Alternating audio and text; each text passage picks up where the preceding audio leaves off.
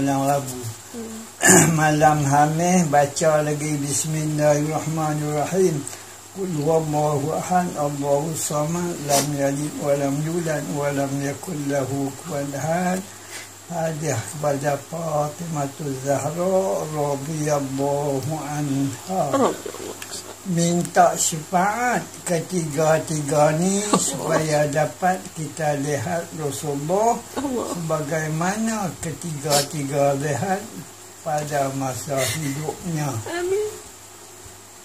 Malam Jumaat, malam Selasa, Rabu, Khamis, malam Jumaat baca lagi Astaghfirullah wa atubu ilaih tanpa kalimah azim 1000 kali. Dan malam Jumaat tu juga baca as-salatu wassalamu alaika ya sayyidi ya Rasulullah. Khudh biyadayya, dua tangan.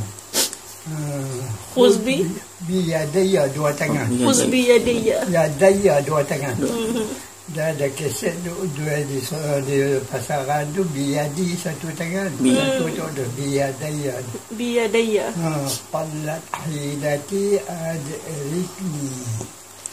Kata kitab yang saya baca tu, malam tu lah dia lihat Rasulullah macam bulan Allahumma salli dipandang dengan mata.